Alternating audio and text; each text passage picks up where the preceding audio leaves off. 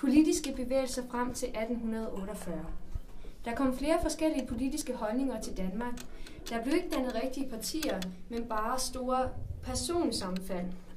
Det var den franske revolution.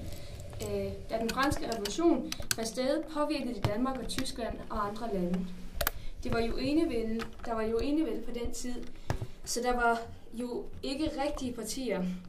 Men der var en masse almindelige mennesker, der samles og ytrede sig om deres politiske holdninger.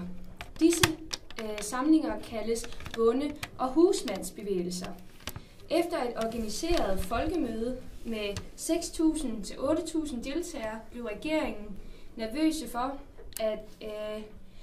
så nervøse for de her møder, at de valgte at stifte en lov om, at hvis der skulle holdes disse møder, så skulle der være tilladelse fra politiet.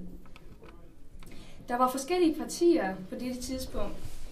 Et af dem var det nationale liberale parti, hvilket største ønske var fri forfatning. De havde ikke et fælles program for, hvad de skulle, men en fælles holdning om, at der skulle være forsamlingsfrihed og ytringsfrihed. Bevægelsen blev hurtigt kaldt for nationalliberal. Der blev også talt om arvefølgen. Orla Lehmann var frontfigur for det nationalliberalistiske parti. Skandinavisternes interesse var at have en åndelig og litterær et fællesskab med de skandinaviske lande.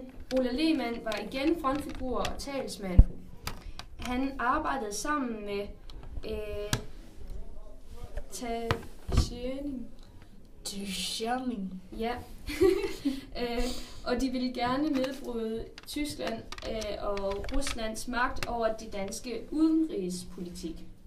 Grundlovens dannelse blev startet under kong Christian den 8., men da han døde, blev hans søn, kong Frederik den 7., den person, der indviede grundloven den 5. juni 1849.